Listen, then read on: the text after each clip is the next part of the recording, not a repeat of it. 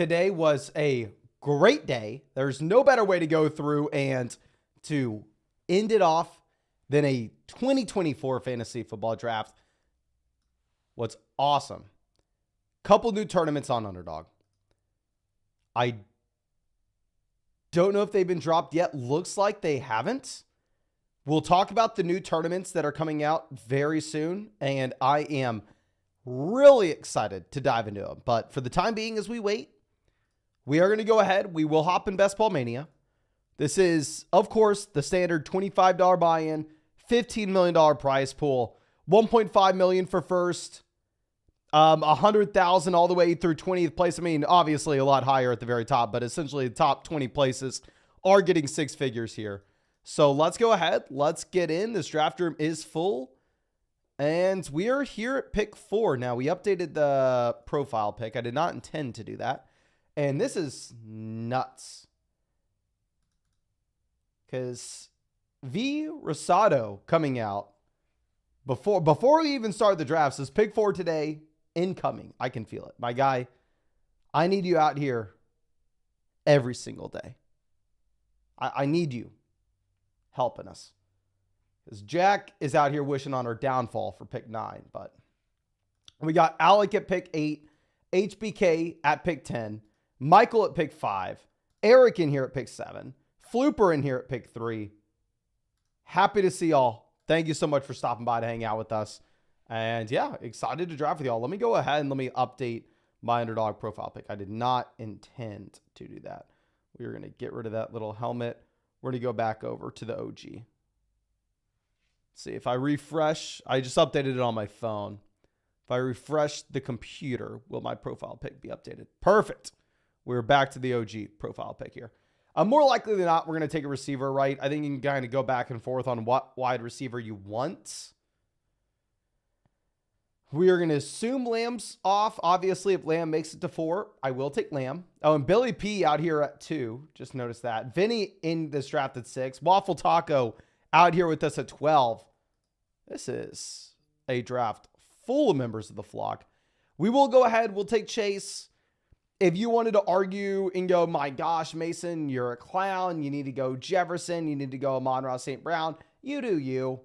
In reality, I think all these wide receivers are in a similar tier. I think Chase does have access to an elite level ceiling with a fully healthy Burrow in 2024.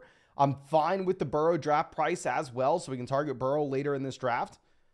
And yeah, I'm just probably, to be completely honest with you, with this tier round 1 wide receivers and CeeDee Lamb, Tyreek Hill, Jamar Chase, Amon-Ra St. Brown, Justin Jefferson, I'm probably just going to take whoever's sitting there at the top of ADP for us whenever we are on the clock. That way we can go ahead and get a balanced exposure across the board. But dear God, Puka Nacua going off at 6. The one draft I wish I would have been fine getting pick 9. Puka goes 6, followed by Jefferson, Bijan, Brees. And yeah, I would have been completely fine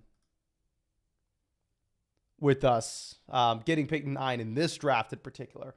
But John out here, pick 1. Thank you so much for everybody drafting with us. Really appreciate it. Vinny says he's drafted too much Jefferson. Interesting, my friend. Interesting. Mr. says, Mason, can you explain why you took Brees? I took Chase, my friend. Don't know what that is about, but anyway, after Puka, you have Jefferson, Bijan, Brees, AJ Brown, Gibbs, Garrett Wilson, Jonathan Taylor. Not too much to discuss here. Looks like pretty standard draft board outside of the Puka selection at 6. Steven says, would love to see a team get Hall and Wilson. That would be great. It looks very unlikely, though. I mean, obviously, Brees Hall typically is pick 7 or pick 8 in these drafts.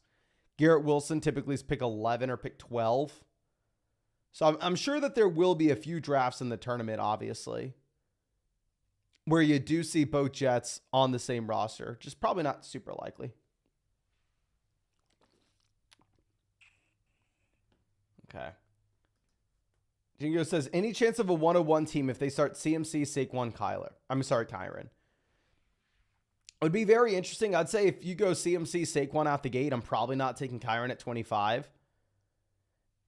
If you are going to start off 3 running backs out the gate, more likely than not, you're going to have to, we're going to take Devontae Adams here, makes it in.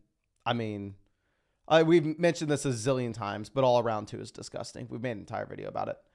But yeah, if you're going to go running back out the gate like CMC and Barkley, I think pick 25, you kind of have to go receiver. And if you do decide to go Kyren, then you are going to be going with the hyper fragile build. And you're only going to be drafting a total of 4 running backs. And if you were to go CMC, Barkley, Kyren right out the gate, you're probably immediately slamming wide receivers right after. You're not going to be able to afford an elite tight end. You're not going to be able to afford an elite quarterback. So just be aware of that. Okay, so Malik Neighbors goes off the board, pick 25. Let's swing this around. Kyren Williams falling to the 3rd round yet again. Yeah, Kyren ADP down to 24.6, so looks like he has an ADP officially in the 3rd round. I actually really like, I mean, obviously we haven't had too many picks at the beginning of the draft as of late, but looking at this board, I really like the options that you get selecting inside the top 4 picks. Like even early rounds 3, I feel very comfortable with. We're going to go ahead. We will take Stephon Diggs. I'm comfortable with the CJ Stroud price a little bit later on. What's interesting too is if you were looking at the context of this board, Nico Collins goes to the team at 18. We are going to assume that Tank Dell goes off the board at the 3-4 turn. Typically, that's where he's been going as of late. No, Tank Dell goes at pick 31. So that is very interesting. So I wonder if that team at 7 is going to feel the need to go through and take CJ Stroud at 42, or if they're going to try to get him at 55. Yeah, but as we've mentioned, I mean, Tank Dell is rising in these drafts. Personally, if Tank Dell is going pick 31, I will not be a Tank Dell drafter. But I completely understand why someone would want to go out there and just get as many pieces of this Houston offense as you can. Kadarius Toney says, I got Kyren at 37 in the Greyhound the other day. That is nuts. Round 4 Kyren is a little insane. I will be drafting a lot of Kyren if that's where he begins to go. Okay. Let's move this over. Josh Allen goes 36. Stong Bob says a lot of good sentiment around Tank Dell from other YouTubers. I kind of assume if you're seeing him move up, because I mean, the thing is nothing's happened, right? So really, that's why I'll ask y'all if like we see a player really getting steamed up these draft boards, I'll ask if like podcast has been pumping them as of late. Because if you're looking at someone like Tank Dell, nothing's happened. He's gone from going at the end of the 4th to now consistently going round 3. So I don't know if this is a Tony Pollard situation where people steamed him up to round 1. It's a Calvin Ridley situation where people steamed him up to the 2-3 turn. But it is interesting. Okay. Steven says foot farts taking down the 1.5 million. We'll see, my friend. We'll see. Now, Stroud goes 42, yeah, to the team that has the double stack for Houston. So if Stroud would have made it to us, to be completely honest with you, I would have passed on Stroud in round 4, just looking at the context of the board, knowing that you had the Dell and Nico Collins team on the other side of us, and I would have looked to get CJ Stroud in round 5. Now, y'all know I am not opposed to going through and continuing to draft the hell out of Lamar Jackson here. If CJ Stroud was still available and Lamar is available here at 45, I probably would not be going quarterback. Instead, I'd probably be going Josh Jacobs. But I think this is a comfortable spot. If we're the Lamar team at 45, I think there's a pretty good shot we get Mark Andrews on the way back around at 52. And I'd be very happy with that build.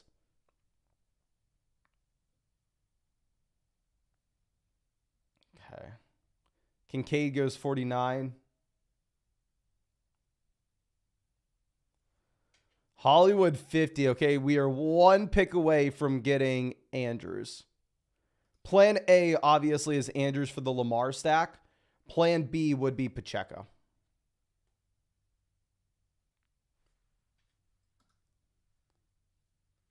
That team goes Kirk. So we're going to go ahead. We will get Mark. And this is a dream start for me.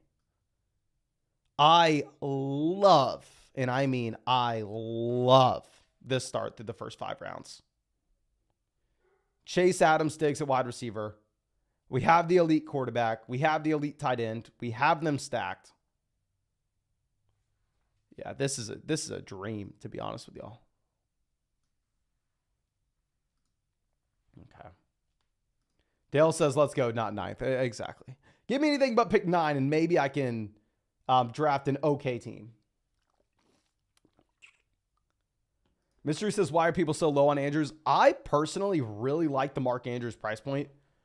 This will be someone that, I mean, in general, with Baltimore not really bringing in any weapon outside of a 31-year-old Derrick Henry this year, I think the offense, the target share should be pretty concentrated between Andrews and, say, Flowers.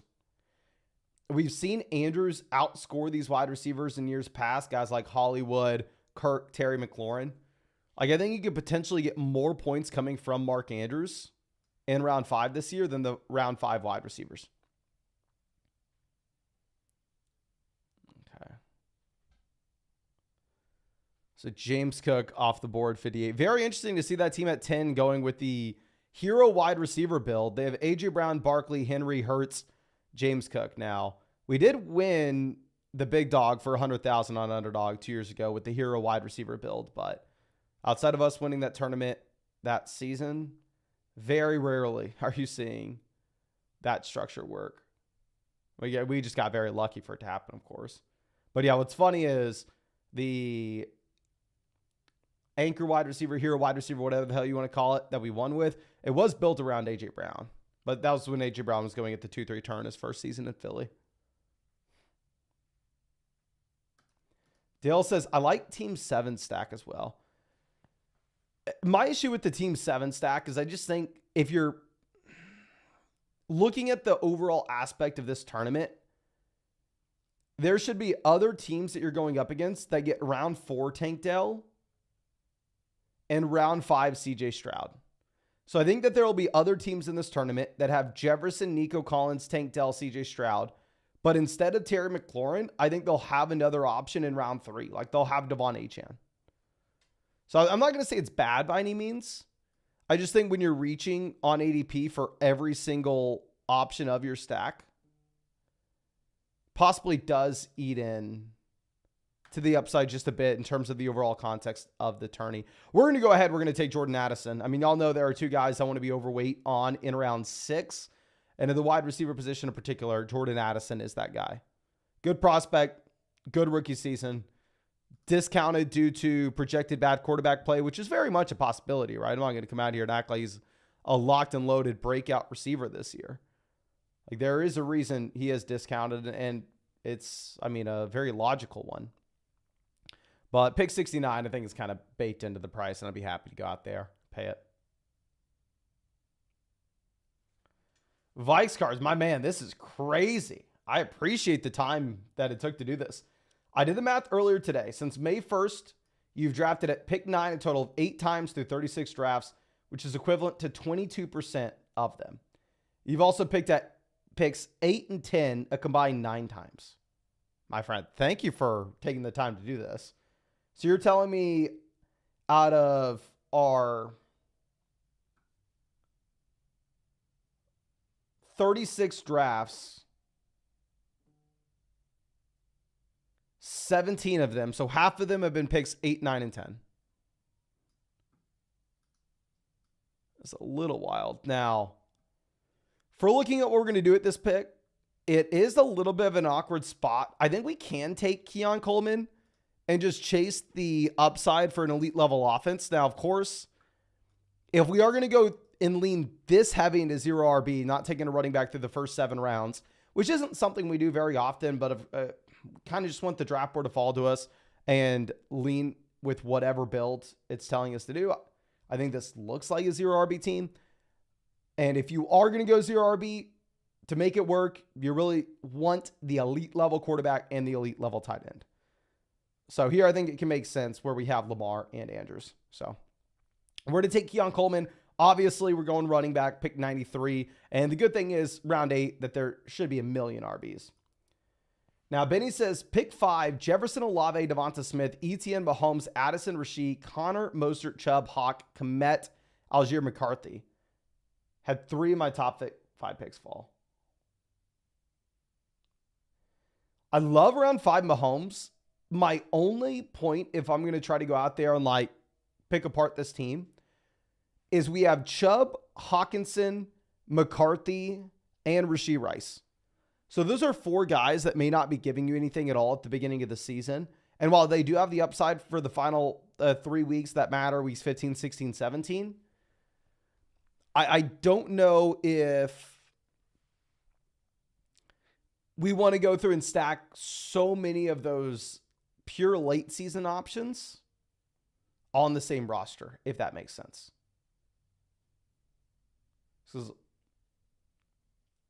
Unless you're expecting that Chubb, Hawkinson don't miss any time. If you're expecting Rashee Rice to not get suspended and McCarthy to start early on. But obviously, if you could get that team to the playoffs, it looks great.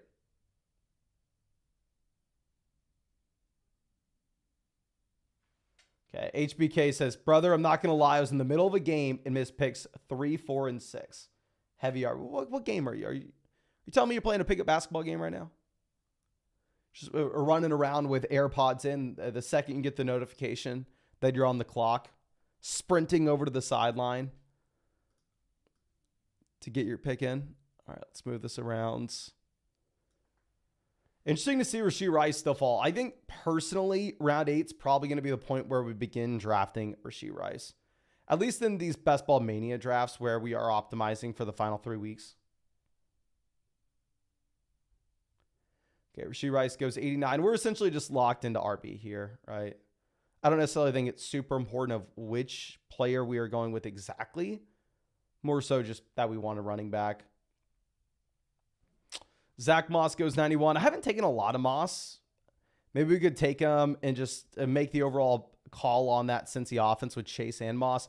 Jonathan Brooks goes, we'll mix in Jalen Warren. If you look at the ADP with how it lines up, there is a chance that we get Pollard, Mostert on the way back around, whereas Jalen Warren, according to ADP, very rarely is going to be making it that far. So we'll take Warren and immediately see Pollard and Mostert go right after. Okay. So let's swing this back around. Interesting to see the quarterbacks fall this far. Wait, did the Lamb team pass on Dak? Are they just trying to get Dak on the way back around? They went Mostert. I guess they have Mahomes, but I'm assuming they just take Dak on the way back around here. No? Could be wrong.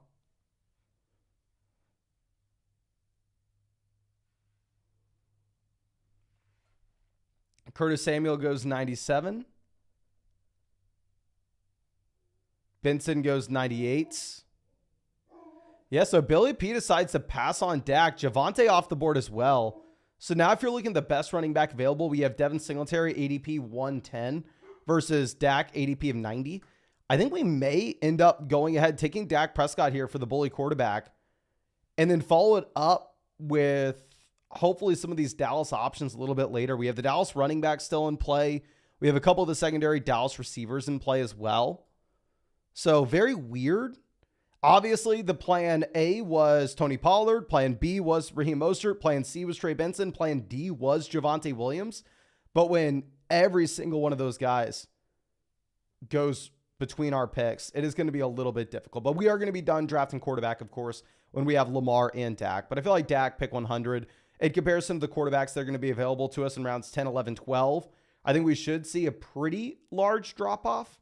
Whereas at running back with Devin Singletary versus the running backs we're going to see in rounds 10, 11, 12, I don't expect to see the same level fall. Okay, let's see. Benny says, what's the upside of taking Darren Waller round 18? The upside of taking Darren Waller round 18 is just in case you get bored and during the season you realize, okay, I have no shot to win this team. With this team, maybe he can spin you up some music and maybe y'all can make a video about how bad the season went.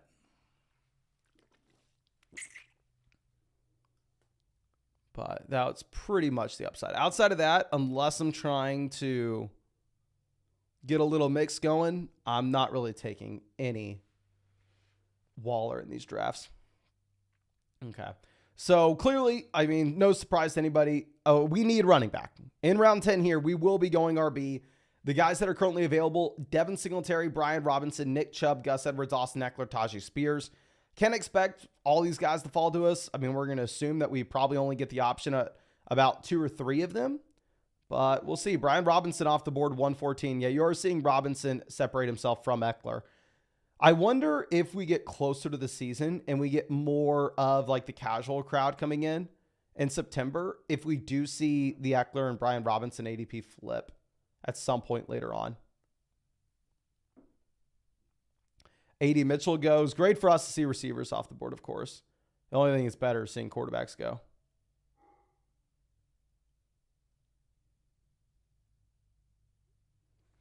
Steven says Moss needs to be on the top of your board right now. My friend, Moss went rounds and rounds ago.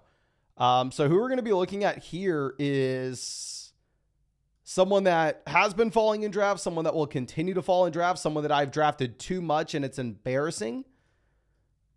And I need to stop, but we will take Nick Chubb. Obviously, expectation is Nick Chubb doesn't really do anything at the beginning of the season. The hope is Nick Chubb's there for the final stretch, and he can give you a high ceiling in weeks 15, 16, 17. Clearly, there are massive concerns with Nick Chubb completely destroying his knee. And why I feel gross every time we take Nick Chubb is there's a very good shot that he is just cheaper later in the season, and we are drafting him at too high of a price point, to be honest with you, but it is what it is. I think our next pick, we're probably going to go ahead and reach on Ezekiel Elliott here. We need a running back. We're in on this Dallas offense. What we saw from Zeke over the past few years is him really transition over more as a third down, like blocking, receiving back. He had 51 receptions in New England last year. Obviously, we don't know if we can project out that usage exactly, but hopefully we can just get some cheap volume, just get some floor level weeks here from Zeke at pick 124. Yeah, pair him up with Dak. But let's go ahead and let's move over and figure out what have we done with this team. A wide receiver, we're currently sitting with Chase, Adams, Diggs, Addis, and Keon Coleman. Quarterback, we have Lamar paired up with Andrews. We have Dak and Zeke here, as if that matters at all. And then at running back, we are sitting with Jalen Warren, Nick Chubb, and Ezekiel Elliott. Clearly, the focus for this team going forward is going to be the running back position. And then also, I mean, what maybe we should have done with the last picks, maybe we should have just gone Brandon Cooks. Thing is, I panicked and felt like we really needed an RB. Steven says, hate the Dak pick. I agree. I don't love the Dak pick. Who else would you have gone with, though? It's clearly what we need at that point from a construction perspective is we need running back at pick 100. But the next best running back doesn't go until pick 113, and that is Devin Singletary. So would you have preferred us to go Devin Singletary over Dak Prescott?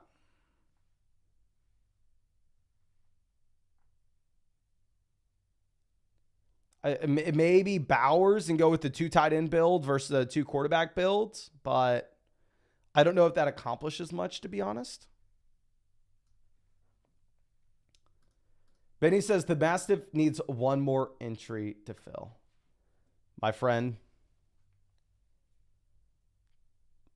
to be completely honest with you, the reason we're not going to hop in it right now is the Mavs game's on and this live stream does not have enough people.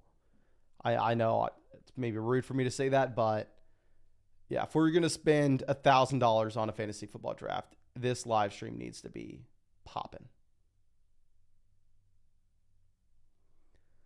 Okay, so Jerome Ford off the board, 138. Yeah, Ford would have been beautiful to get here at pick 141. Charbonnet would have been a great option too. Leggett goes. Quentin Johnston clearly not in play. Looks like we're going to try our best at monopolizing this Dallas backfield with a combination of Zeke and Rico Dowdle. The reality of it is they're probably going to go out there and bring in another running back like Najee, and all of a sudden, I mean, this is just going to be a completely useless team. But outside of that, I don't really necessarily know if we have any other options. I mean, some of these other running backs, and Marshawn Lloyd and Condre Miller, we can potentially get on the way back around at round 13. We're still trying to go through and lean into this Dallas offense currently.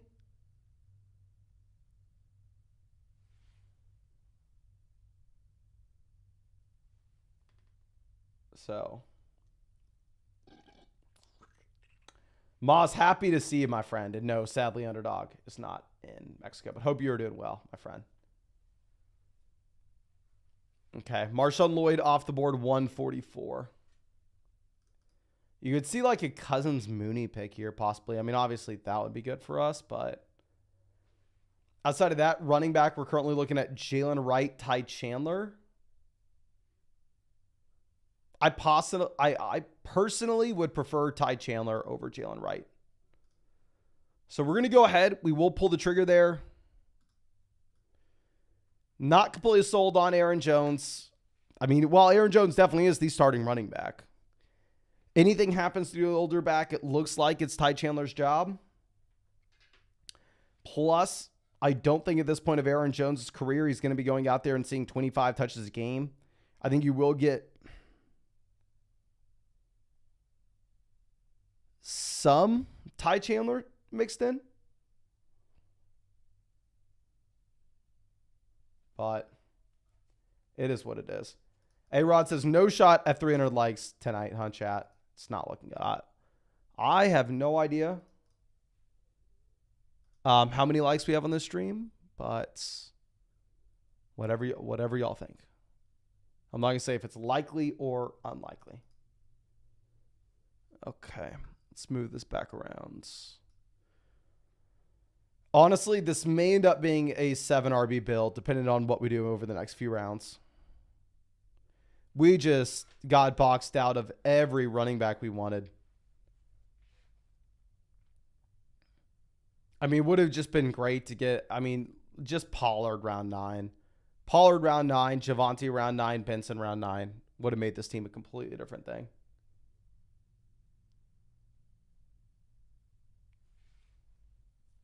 Oh, God dang it. I forgot to mention.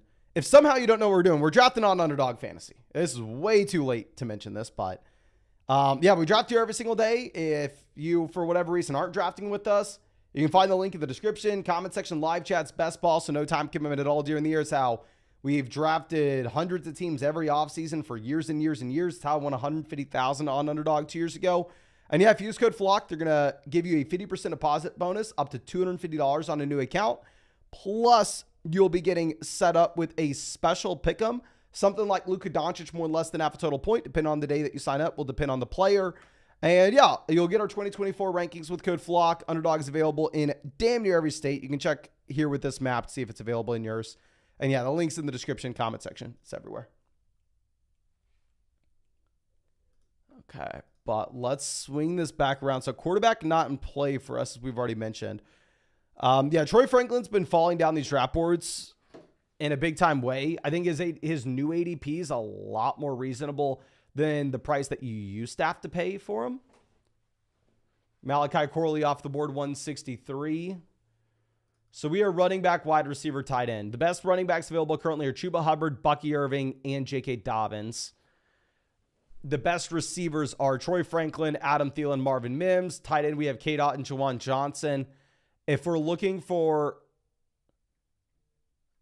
an argument to take one of these guys versus the other, I don't really see many.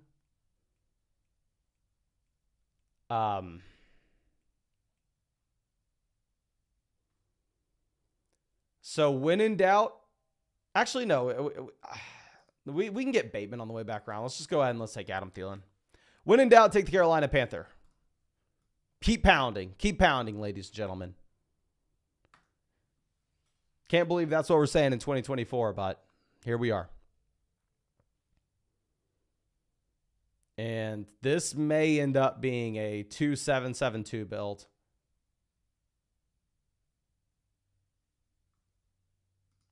I mean, not super excited about it, but it is what it is. We maybe still get away with 6 RBs. Like, what this team needs to happen for it to be any good is we need it to Dallas backfield to only feature Ezekiel Rico Dowdle. And we need Nick Chubb to be healthier than what he probably is. That is what we need. We will go ahead. We'll take Bateman for the Lamar double stack as our last wide receiver here. A lot of people are going to say, why don't you just take a good running back? Why don't you take Chuba Hubbard and get some points in your lineup? And my answer to that is I am not smart. We probably should go running back here, but I kind of want to go with the 7 RB build. And I feel like if we take Bateman, maybe we have a little bit of a better excuse to do so.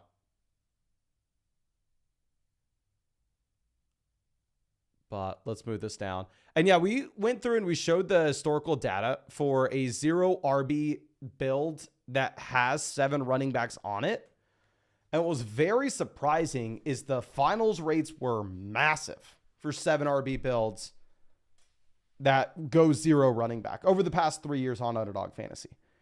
But the issue with projecting that out and why I'm not coming out here and saying, oh, this is the new the best way you need to draft, you need to go 0 RB and take 7 total guys, is while the finals rates are great, it's a really small sample. Like, you're looking at the other builds having hundreds of thousands of teams drafted, whereas this one is just in the thousands.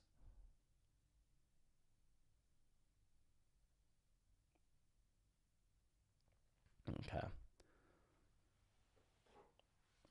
Moss says, why is Hawkinson's ADP so low? Just given his injury, my friend. I mean, he season-ending injury that late in the year, not a good thing. Walter says, I'm a Panthers fan, and I'm going to wait to see how Bryce turns out in year 2 before I buy new merch. My friend, let me know what you're thinking on Bryce right now, because I have an embarrassing amount of teams with Bryce Young exposure. Not Bryce Young himself, but I mean, a Bryce Young proxies in the form of other Panthers.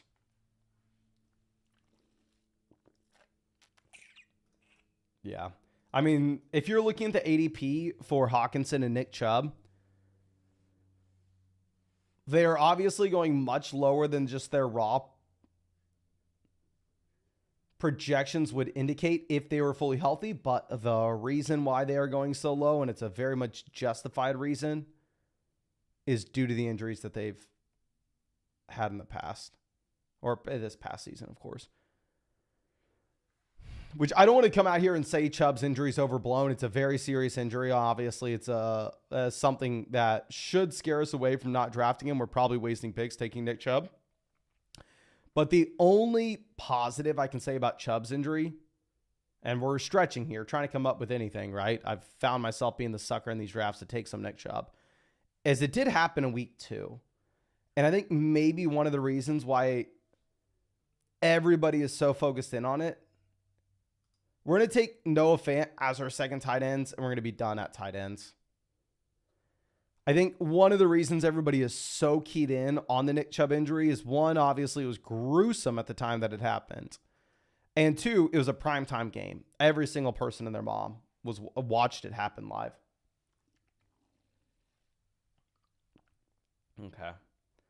Let's move this over. Yeah, we're going to go Noah Fant 189 just so we can lock in the 2 tight end builds. Noah Fant, if you look at what he did as a 26-year-old tight end last year, throw it in, historical screener. Not good. It does not look like Noah Fant has a ton of hope going at his age 27 season. I really liked him in college, though. And plus, if you are looking at Noah Fant, why I'm not willing to just give up right now is the Seattle Seahawks paid him. For what he's done over the past few years, Noah Fant got paid this offseason. So I'm willing to give him a little bit of the benefit of the doubt here.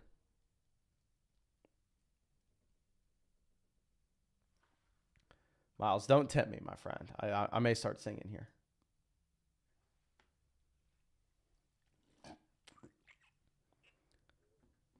I have no idea what we're wanting to do. We're wanting to go RB. Do we have any news? Audric Estime undergoes knee scope. Oh, push up Jaleel.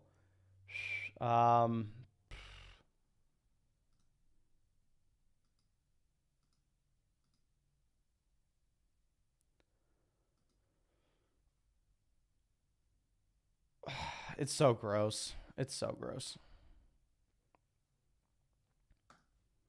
We'll take Deonta Foreman here. And this is what happens when you get boxed out of running back. And this is what happens when you are.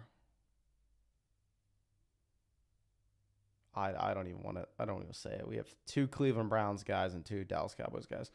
We have Warren, Chubb, Zeke, Dowdle, Chandler, and Deonta Foreman at running back. So this is a tough scene. For the love of God, why couldn't y'all just give me Javonte at pick 100? But anyway, wide receiver, we have Chase, Adams, Diggs, Addison, Keon Coleman, Adam Thielen, Rashad Bateman. Quarterback, we have the double stack with Lamar, Mark Andrews, and Rashad Bateman. We also have Dak. We whiffed on Brandon Cooks later on, but as a consolation prize, as if it matters, we got the Dallas backfield. So, yes, we're sitting here wishing we had pick 9. But honestly, while the team, it's hard to map out running back production on paper. A couple things that happen that possibly people aren't expecting. Then all of a sudden, this is a phenomenal team for the final 3 weeks of the season. And that's kind of what we're trying to draft for here in Best Ball Mania. But looks like we have no shot of getting to 300 likes on the stream, ladies and gentlemen. So we're probably going to call it here. Of course, I appreciate you hanging out with me this fine night. We're going to turn this off. We're going to root for the Mavs. Even if I'm technically a Spurs fan, the Mavs are close enough. The Spurs will have our day one of these. But thank you again for everything. Really do appreciate you. I will be live tomorrow. I'm going to be live every single night until the 9th. The 9th, we're going to go to France, we've been talking about. But outside of that, I'll be live every night. Really appreciate you and really hope we get to see you out tomorrow.